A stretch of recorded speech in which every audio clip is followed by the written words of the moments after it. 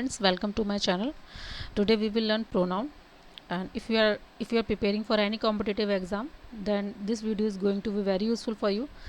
So let's get started. Pronoun क्या होता है? एक ऐसा वर्ड होता है जिसे हम नाउन की जगह पर यूज़ कर सकते हैं। ठीक है, अब नाउन क्या होता है? अगर नाउन के बारे में आपको कन्फ्यूज़न है तो आप मेरी प्लेलिस्ट में जाकर पूरे नाउन के लेक्चर्स हैं उसको देख सकते हैं। एग्ज़ाम में कैसे कैसे क्वेश्चंस आते हैं नाउन बेस्ड, वो देख सकते हैं आप। ठीक है, तो अभी हमारा प्रोनाउन का टॉपिक है, हम इसको लेकर चलेंगे। तो प्रोनाउन एक ऐसा वर्ड है जिसे हम नाउन की जगह पर यूज़ करते हैं। जैसे कि यहाँ पर मैंने एक एग्जांपल दे रखा है, Ravi is handsome, Ravi is honest, Ravi is hard working, Ravi is a student. तो बार बार हम रिपीटिशन किसका कर रहे हैं? बार बार हम रवि रवि रवि को यूज़ कर रहे हैं। ठीक है, तो ये थोड़ा सा इनफॉर्मल लगता है। ठीक है, ग्रामेटिकली ये सही नहीं होता। हम लोग एक बार नाउन को इंट्रोड्यूस कराते हैं, देन हम उसमें अगली बार उस नाउन को ना यूज़ करके हम लोग उसकी जगह क्या यूज़ करते हैं? प्रोनाउन का यूज़ करते हैं। ठीक है, कैसे करते हैं देखिए, मैंने इसमें बता रखा है। सबसे पहले तो हमें इंट्रोड्यूस करना ही पड़ेगा कि भाई नाउन की कौन सी नाउन है वो। ठीक है, तो रवि इज़ हैंडसम, रवि के बारे में बताया जा रहा है। अब उसी के बाद में हम सब्जेक्ट की जगह पर यूज़ कर रहे हैं क्या? सब्जेक्ट की जगह पर हम लोग क्या यूज़ कर रहे हैं? प्रोनाउन यूज़ कर रहे हैं। किसका? रवि का। तो सब्जेक्टिव प्रोनाउन होता है ही। ठीक है, आप लोगों को सब्जेक्टिव प्रोनाउन, ऑब्जेक्टिव प्रोनाउन सब पता लग जाएगा आगे। तो रवि की जगह हमने क्या यूज़ किया? फिर यहाँ पर हमने रवि ना लिखकर हमने लिखा ही इज़ ऑनेस्ट, फिर हमने रवि ना लिखकर ही इज़ हार्ड वर्किंग, फिर हमने रवि ना लिखकर ही इज़ स्टूडेंट लिखा।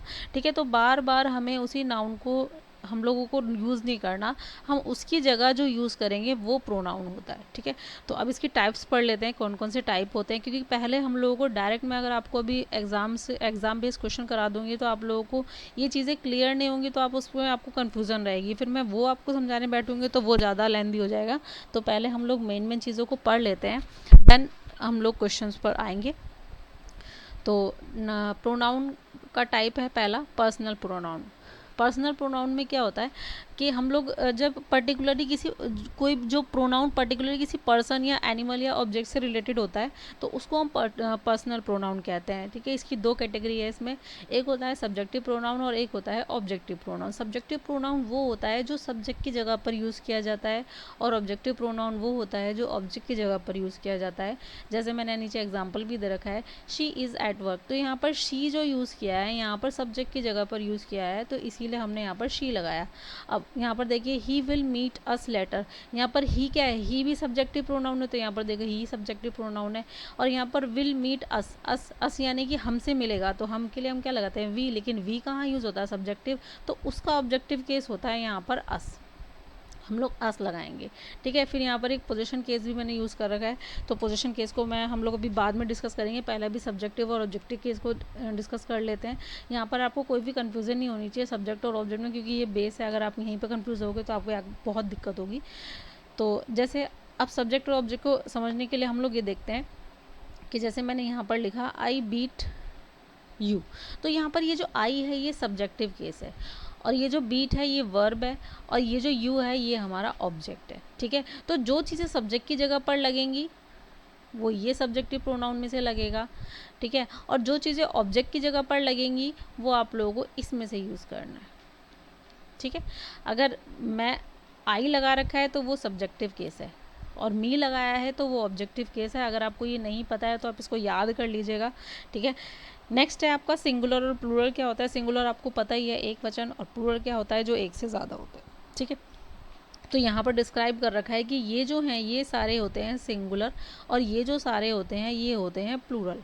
ठीक है, अब यहाँ पर भी इसमें दे रखी कैटेगरी पर्सन। पर्सन भी तीन टाइप के होते हैं, फर्स्ट पर्सन, सेकंड पर्सन और थर्ड पर्सन। इसको मैं आपको बहुत अच्छे एग्जाम्पल से समझाती हूँ। ठीक है, दो पर्सन है, एक मैं और एक आप, आई एंड यू। ठीक है, हम बात कर रहे हैं। ठीक है, तो मैं आपसे बात कर रही हूँ, मैं कौन हूँ यहाँ पर? मैं यहाँ पर हूँ फर्स्ट पर्सन। किससे बात कर रही हूँ? आपसे कर रही हूँ, तो आप क्या है? Second person.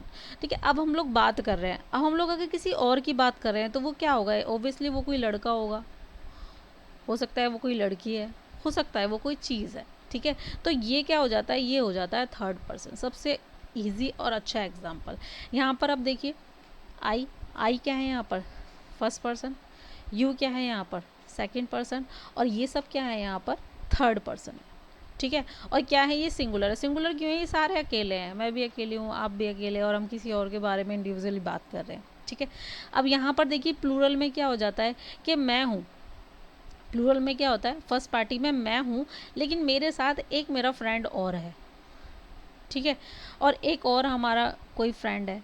तो अब हम यहाँ पर एक से ज़्यादा हो गए लेकिन रहे तो हम फर्स्ट पार्टी ना, हम हैं तो आपसे ही बात कर रहे हैं, ठीक है। जब कोई सपोज़ कोई टीचर होता है, अगर वो इंडिविजुअल लेक्चर दे रहा है तो वो एक होगा, और अगर वो अपने साथ कोई और भी सब टीचर लाया है, कोई और भी सब्जेक्ट का उसके साथ टीचर खड़ा हुआ है, तो क्या वो आपको अगर किसी आपके एग्ज़ाम के बारे में बताना चाह रहा है तो क्या एक से ज़्यादा टीचर नहीं हो सकता? तो वो जो सारा टीचर का ग्रुप हो जाएगा वो क्या होगा, एक से ज़्यादा होगा, तो इसीलिए हम लोग क्या बोलेंगे, वो पूरी जो कैटेगरी हो जाएगी वो वी, ठीक है। तो एक से ज़्यादा है वो फर्स्ट पर्सन ही कहलाते हैं, ठीक है, तो वो हो जाते हैं वी। नेक्स्ट, सेकंड पर्सन हमारा सिंगुलर भी यू ही रहता है। देखो अगर एक से ज़्यादा लोग हैं और वो बात कर रहे हैं तो मैं, एक है मेरे सामने, मैं उसको भी तुम ही कहूँगी, और अगर मेरे सामने पूरी क्लास बैठी है मैं उसको भी तुम ही बोलूँगी, ठीक है।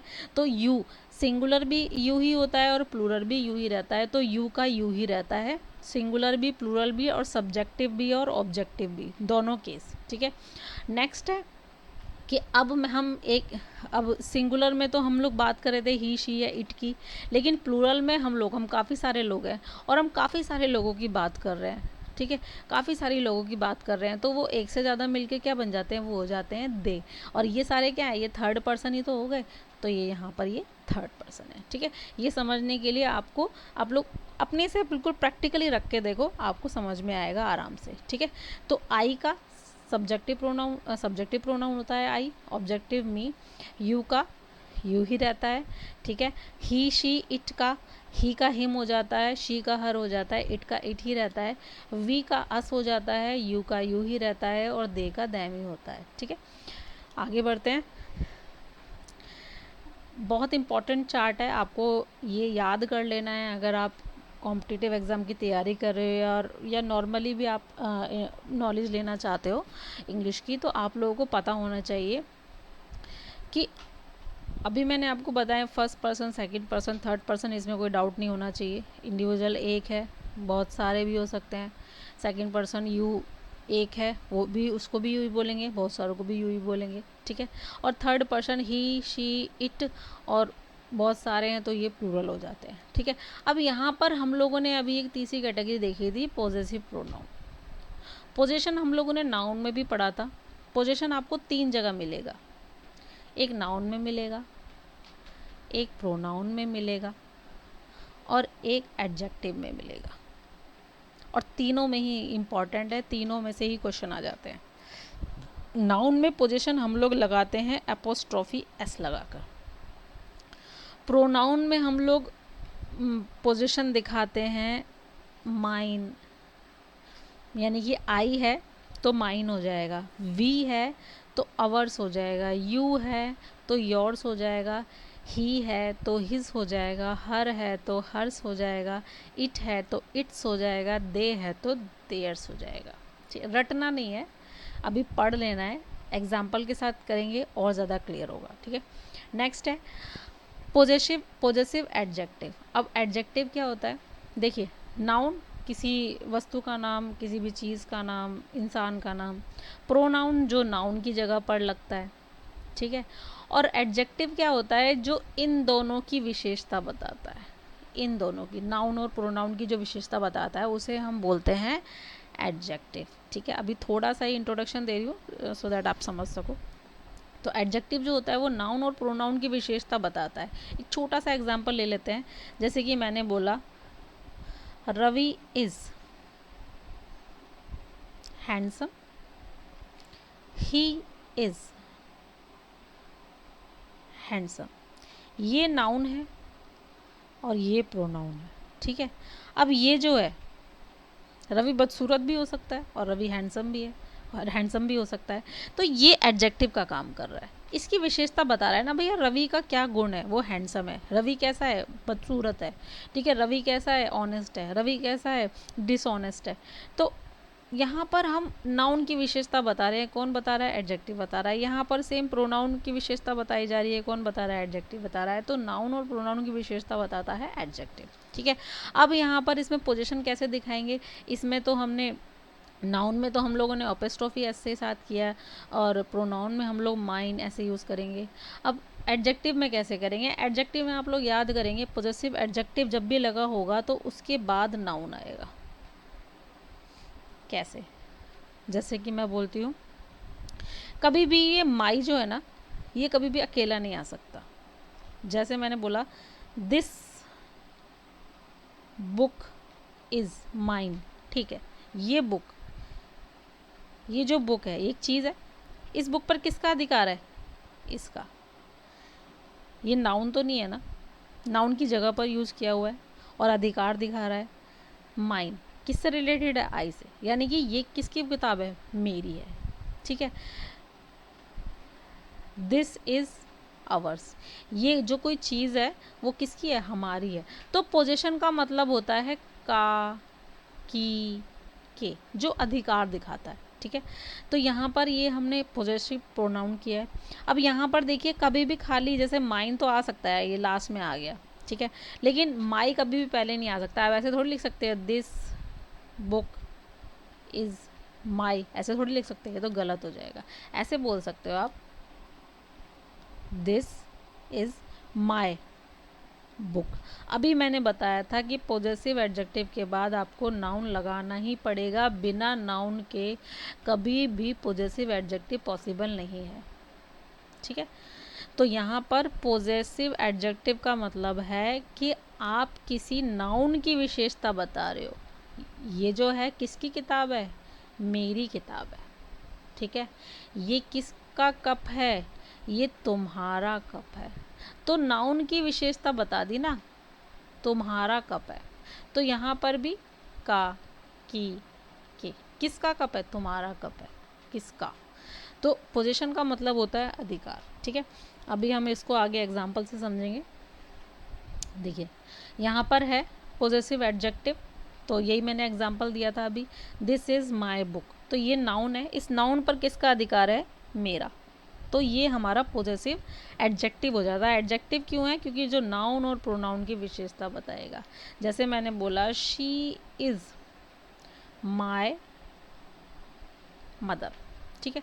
शी क्या है? यहाँ पर प्रोनाउन है, ठीक है। और ये मदर क्या है? यहाँ पर नाउन है। ये किसकी मदर है? ये मेरी मदर है, माई। तो ये यहाँ पर इस नाउन पर किसका अधिकार है वो बताया जा रहा है। इस नाउन की विशेषता बताई जा रही है कि ये किसी और की मम्मी नहीं है, ये मेरी मम्मी है। तो यहाँ पर नाउन हमेशा पॉजेसिव एडजेक्टिव के बाद नाउन आएगा। आप कहीं पर भी देख लो, योर के बाद अम्ब्रेला, हिज के बाद जैकेट, हर के बाद कार, ठीक है, इट्स के बाद क्लॉथ्स, आवर के बाद पार्टी, देयर के बाद हाउस। हर जगह आपको नाउन नाउन नाउन, कभी भी पॉजेसिव एडजेक्टिव खाली नहीं आ सकता बिना नाउन के। लेकिन ये है, यहाँ पर पॉजेसिव प्रोनाउन आ सकता है, जैसे कि this is mine, is this yours, this is not my jacket, it is his, ये उसकी है, ठीक है। तो यहाँ पर हिज, ये उसकी है, यहाँ पर पॉजेसिव प्रोनाउन है ये, ठीक है। द कार इज़ हर्स, ये उस लड़की की है। दैट कार इज़ आवर्स, ये हमारी है, ठीक है। दैट हाउस इज़ देयर्स, ये उनका है। तो ये होते हैं पॉजेसिव प्रोनाउन और ये होते हैं पॉजेसिव एडजेक्टिव। इसमें कन्फ्यूज़न होती है बच्चों को, इसीलिए एग्ज़ाम में इससे रिलेटेड एरर भी दे देता है एग्जामिनर, सो दैट आप लोग कन्फ्यूज़ हो जाओ और आप गलती करो। लेकिन यही चीज़ें आप लोग अभी शुरू से करते चलोगे तो आपको प्रॉब्लम नहीं आएगी, ठीक है। आगे बढ़ते हैं हम लोग। नेक्स्ट है डेमोन्स्ट्रेटिव प्रोनाउन। डेमोन्स्ट्रेटिव प्रोनाउन 4 होते हैं, दिस, दैट और दोज, दिस, ठीक है। तो मैं आपको बताना चाहूँगी कि ये एक तो पहले अपने बाद वर्ब लेता है, वो लेता है सिंगुलर, और ये अपने साथ वर्ब लेगा प्लूरल, क्योंकि ये जो लगता है ये एक चीज़ के लिए लगते हैं और ये होता है एक से ज़्यादा चीज़ों के लिए, ठीक है। तो जब चीज़ें एक होगी हमारी, या हम एक के बारे में बात करेंगे तो दिस या दैट का यूज़ करेंगे, और एक से ज़्यादा होगा तो दोज या दीज का करेंगे। अब हम क्यों एक के लिए दैट का यूज़ कर रहे हैं या दिस का यूज़ कर रहे हैं, इसमें भी मैं आपको बताती हूँ। अगर कोई चीज़ एक है और आपके पास है, वो मतलब it is near to you, पास मतलब नियर, आपके थोड़ा सा नज़दीक रखी हुई है, तो आप लोग दिस का यूज़ करोगे। This is my pen, you are pointing that pen कि दिस इज़ माई पेन। तो वो पेन आपके इतना पास है कि आप उसको पॉइंट कर रहे हो कि भाई ये जो पेन है ना ये मेरा है। वो पेन आपके पास रखा हुआ है, ठीक है। और अगर वो पेन आपसे दूर रखा हुआ है, मतलब far, that pen is far from, तो यहाँ पर हम लोग यूज़ करेंगे दैट का। है तो वो एक ही, तो तब आप बोलोगे, तब आप दिस नहीं लगाओगे, तब आप बोलोगे दैट पेन इज माइन, ठीक है। तो दैट पेन इज माई नहीं लगाना, दैट पेन इज माइन, क्योंकि अभी मैंने आपको बताया कि माई हमेशा अकेले नहीं आ सकता, इसके बाद नाउन आएगा, ठीक है। दैट इज माई पेन आप बोल सकते हो, दैट इज माई नहीं बोल सकते, दैट इज माइन बोल सकते हो, ठीक है। तो यहाँ पर हम लोग, अगर हमारी चीज़ हमारे पास नियर है तो दिस लगाएंगे, एक है, और अगर हम वो चीज़ हमसे दूर है फार, तो हम लोग दैट लगाएंगे। ऐसे ही अगर चीज़ एक से ज़्यादा है और हमारे पास रखी हुई है, एक से ज़्यादा चीज़ है और हमारे नियर रखी हुई है, तो हम लोग दीज का यूज़ करेंगे। और चीज़ एक से ज़्यादा है और हमसे दूर रखी हुई है, तो हम लोग दोज का यूज़ करेंगे, ठीक है। क्लियर हो गया होगा, आगे बढ़ते हैं। नेक्स्ट होता है इंटेरोगेटिव प्रोनाउन, नाम से आपको पता चल रहा है, ठीक है। इंटेरोगेटिव प्रोनाउन, जब हम किसी से कोई क्वेश्चन करते हैं, ठीक है, पर्सन के बारे में, ऑब्जेक्ट के बारे में, हमें उसके बारे में नहीं पता, तब हम लोग इंटेरोगेटिव प्रोनाउंस का यूज़ करते हैं। हु, हुम, विच, व्हाट, हुएवर, विच एवर। बहुत कॉमन से एग्जांपल है, जैसे हम बोलते हैं व्हाट इज़ योर नेम, तो यहाँ पर ये प्रोनाउन है, ठीक है। हम लोग आज तक बोलते आए हैं, लेकिन हम लोगों को पार्ट ऑफ स्पीच पता ही नहीं होता कि कौन सा क्या होता है। तो यहाँ पर ये जो व्हाट है, ये है इंटेरोगेटिव प्रोनाउन, ठीक है। और अभी मैंने आपको बताया ये क्या है, यहाँ पर पोजेसिव एडजेक्टिव, ठीक है, क्योंकि ये नाउन है और ये यहाँ पर पोजीशन दिखा रहा है कि क्या है, तुम्हारा नाम। किसका नाम? तुम्हारा नाम, ठीक है। तो तुम्हारा नाम क्या है, तो यहाँ पर ये पोजीशन है। तो व्हाट डिड यू वियर, आपने क्या पहना था, तो व्हाट डिड यू वियर। तो यहाँ पर ये व्हाट, ये भी आपका इंटेरोगेटिव प्रोनाउन है। तो which one would you like, तो यहाँ पर ये सब क्या है, इंटेरोगेटिव प्रोनाउन है। आगे बढ़ते हैं। नेक्स्ट होता है रिलेटिव प्रोनाउन। आप लोग रिलेटिव प्रोनाउन और इंटेरोगेटिव प्रोनाउन में कंफ्यूज हो सकते हो, क्योंकि ये सेम ही लगेंगे आपको कि देखिए हमने यहाँ पर भी विच यूज़ किया हुआ है और यहाँ पर भी विच यूज़ किया हुआ है, ठीक है। तो कौन सा हमारा इंटेरोगेटिव प्रोनाउन है और कौन सा हमारा रिलेटिव प्रोनाउन है, तो ये चीज़ आपको समझनी है। जब हम किसी से क्वेश्चन करेंगे, किसी चीज़ से, चीज़ का, किसी पर्सन का, किसी ऑब्जेक्ट का, हमें उसके बारे में नहीं पता, तब तो हम लोग रिलेटिव प्रोनाउन इन का यूज़ करेंगे, ठीक है।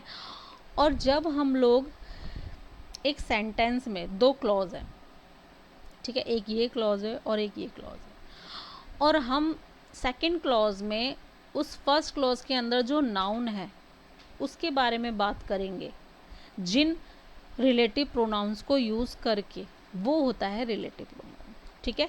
जैसे कि यहाँ पर देखिए हु जो होता है वो पर्सन के लिए लगता है। अगर हमारे पिछले क्लॉज में हमने किसी पर्सन का जिक्र किया है तो हम लोग रिलेटिव प्रोनाउन हु का यूज़ करेंगे। अगर हमने पिछले क्लॉज में अगर किसी थिंग का यूज़ किया हुआ है तो तब हम लोग विच का यूज़ करेंगे यहाँ पर।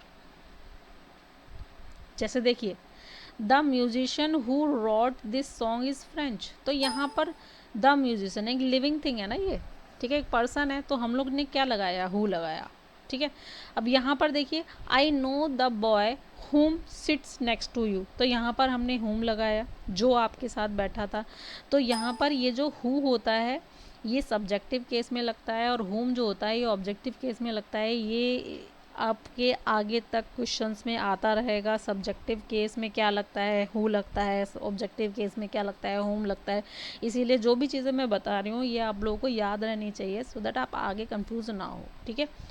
चीज़ के लिए जो लगता है, एनिमल्स होते हैं या ऑब्जेक्ट्स होते हैं, पर्सन के लिए नहीं, तो हम लोग विच का यूज़ करते हैं। जैसे देखिए this is the cake which Mary made, तो मैंने यही बताया कि दो क्लॉज दो क्लॉज हैं और यहाँ पर जो नाउन यूज़ किया हुआ है तो उसको रिलेट करने के लिए जो प्रोनाउन यूज़ होगा वो होता है रिलेटिव प्रोनाउन। अगर यहाँ पर नाउन लिविंग है, सब्जेक्टिव केस में है, तो आप हु लगाओ।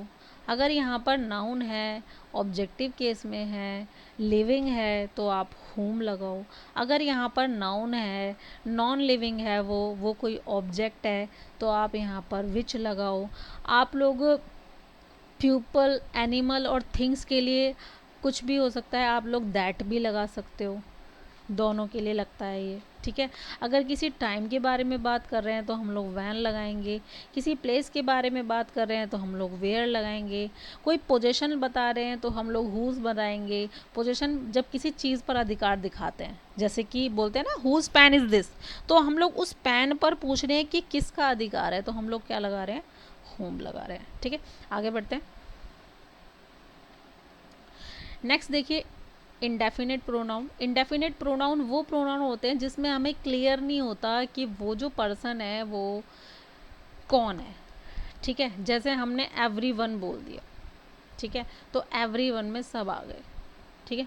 अगर हमने बोल दिया एवरीथिंग, तो एवरीथिंग में सारी चीज़ें आ गई, पेन भी आ गई, पेंसिल भी आ गया, बैग भी आ गया, बेड भी आ गया, चेयर भी आ गया, सोफ़ा भी आ गया, ठीक है।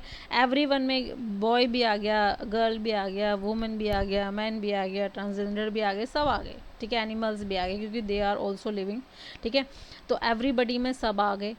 तो यहाँ पर इंडेफिनिट प्रोनाउन वो होता है जिसके बारे में हम डेफिनेट नहीं होते, हमें पक्का नहीं पता वो कौन है, तो हम लोग बता, जैसे हम हर किसी के लिए बोल देते हैं ईच, ठीक है, एवरी। तो यहाँ पर ये होते हैं इंडेफिनिट प्रोनाउन, ठीक है। जैसे कि नेदर, एदर, ये सब होते हैं इंडेफिनिट प्रोनाउन।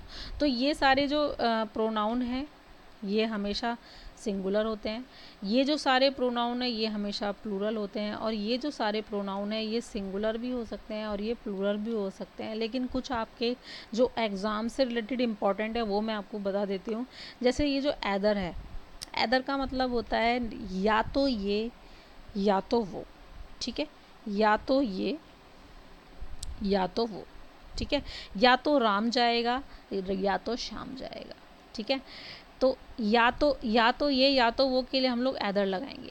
अब ऐसे ही इसका उल्टा होता है, ना तो ये ना तो वो, तो नेदर लगाते हैं, ठीक है।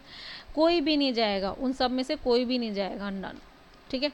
उसमें से सारे लोग जाएंगे, ऑल, ठीक है। तो यहाँ पर हर कोई जाएगा, ईच। तो मैं आपको इम्पॉर्टेंट बता देती हूँ, ये जो इंडेफिनिट प्रोनाउन होते हैं इनके बाद जो वर्ब लगती है वो लगती है सिंगुलर। इस पे बेस्ड क्वेश्चन आ जाते हैं, आप लोग अभी ध्यान से पढ़ लेना, क्योंकि आप लोगों का एक टॉपिक है subject verb agreement. Subject verb agreement में क्या होता है, हम लोग सब्जेक्ट के बेस पर वर्ब को लगाते हैं, ठीक है। वहाँ पर एरर दे दिया जाता है कि सब्जेक्ट में हम लोग कंफ्यूज हो जाते हैं और वर्ब उसके अकॉर्डिंग हम गलत लगा देते हैं, नंबर हमारे कट जाते हैं। तो हम लोगों को ये सब भी अभी से हम पढ़ते चलेंगे तो हम लोगों के लिए आगे इतना टफ नहीं होगा। तो ये जो ईच और एवरी आपको कहीं भी सेंटेंस में दिख जाए स्टार्टिंग में, तो उसके बाद हमेशा वर्ब आपको क्या लगानी है, सिंगुलर। नेदर और एदर दिख जाए उसके बाद वर्ब आपको क्या लगानी है, सिंगुलर। इसको आप नोट कर लीजिए, ये मोस्ट इम्पॉर्टेंट है, ठीक है। और अगर आपको नन दिख जाए तो भी आपको वर्ब क्या लगानी है, सिंगुलर लगानी है। ईच और एवरी ये रट लो, verb singular. Neither either verb कौन सी लगानी है, सिंगुलर। और नन वर्ब कौन सी लगानी है, सिंगुलर, ठीक है। आगे बढ़ते हैं। इसमें लगाया हुआ है कि जिन जिन के भी आगे वन लगा हुआ है ये सब प्यूपल हैं, जिन जिन के भी आगे थिंग लगा हुआ है ये चीज़ें हैं, ठीक है। जिन जिन पे भी वेयर लगा हुआ है ये सब प्लेसेस हैं। तो प्यूपल है तो हम लोग हु रिलेटिव प्रोनाउन लगा सकते हैं, ठीक है। थिंग है तो हम लोग क्या विच लगा सकते हैं, क्योंकि नाउन और प्रोनाउन के हिसाब से हम लोगों को लगाना है ना। तो यहाँ पर हम लोगों को इसको ध्यान में रखना है। आगे बढ़ते हैं, मे बी ये लास्ट होगा। तो नेक्स्ट टाइप बचा है आपका रिफ्लेक्सिव प्रोनाउन और इंटेंसिव प्रोनाउन। रिफ्लेक्सिव प्रोनाउन को ही हम लोग बोलते हैं एम्फेटिक प्रोनाउन, ठीक है। कोई एम्फेटिक प्रोनाउन बोलता है, कोई रिफ्लेक्सिव प्रोनाउन बोलता है। और इसी का एक और टाइप है इंटेंसिव प्रोनाउन, ठीक है। ये दोनों एक है, रिफ्लेक्सिव प्रोनाउन, एम्फेटिक प्रोनाउन। और नेक्स्ट टाइप ये है इंटेंसिव प्रोनाउन। आप लोगों ने देखा होगा लिखा हुआ ये my self, her self, them self, it self, our self, ठीक है। ये क्या होते हैं, ये सारे रिफ्लेक्सिव प्रोनाउन होते हैं और इंटेंसिव प्रोनाउन होते हैं। ये दोनों ही होते हैं। इनको हम रिफ्लेक्सिव प्रोनाउन भी बोलते हैं, इसको हम इंटेंसिव प्रोनाउन भी बोलते हैं। अब आप लोग समझोगे कैसे, आप लोगों को पहचानोगे कैसे कि भाई ये जो लगा हुआ है यहाँ पर ये इंटेंसिव प्रोनाउन है या रिफ्लेक्सिव प्रोनाउन है? तो आप लोगों को मैं बता देती हूँ। देखिए यहाँ पर जब हम लोग सब्जेक्ट पर जोर देते हैं, I myself will do it, मैं स्वयं ही ये करूँगा या करूँगी, ठीक है। You yourself, you yourself will do it, ठीक है। तो तुम स्वयं ही ये करोगे। तो जब हम लोग सब्जेक्ट पे जोर देते हैं और ठीक सब्जेक्ट के बाद वो प्रोनाउन लगता है, तो वो कौन सा प्रोनाउन होगा, वो होगा इंटेंसिव प्रोनाउन, ठीक है। और जब हमारे सेंटेंस के एंड में लगा होगा, ये देखिए फुल स्टॉप है, इससे एंड में लगा हुआ है, तो ये होता है रिफ्लेक्सिव प्रोनाउन, ठीक है। एग्जाम्पल भी दे रखा है, I will make tea my self, यहाँ पर एंड में लगा हुआ है, अभी मैंने बताया। तो ये क्या है, ये रिफ्लेक्सिव प्रोनाउन का एग्जाम्पल है। और यहाँ पर I myself will make the tea, तो यहाँ पर ये जो है आई के बाद सीधा माई सेल्फ लगा हुआ है, तो ये क्या है, ये इंटेंसिव प्रोनाउन है, ठीक है। आज के लिए इतना ही है, और नेक्स्ट वीडियो में हम लोग मिलते हैं। अब हम लोग इसके क्वेश्चंस करेंगे जो प्रोनाउन बेस्ड आपके एसएससी, सीजीएल, स्टैनो या यूपीएससी में जो भी क्वेश्चंस आते हैं हम लोग इसको करेंगे, ठीक है। हम लोगों ने थ्योरी क्लियर कर ली है, तो अब हम लोगों को आगे क्या है समझने में दिक्कत नहीं होगी। आप लोग इस वीडियो को ध्यान से देख लीजिएगा, जो मेन मेन पॉइंट्स मैंने बताए थे उनको नोट डाउन कर लीजिएगा, ठीक है। तो अगर आपको मेरी वीडियो पसंद आई हो तो ज़्यादा से ज़्यादा लाइक करें, शेयर करें, मेरे चैनल को सब्सक्राइब करें, ठीक है। Thank you, bye.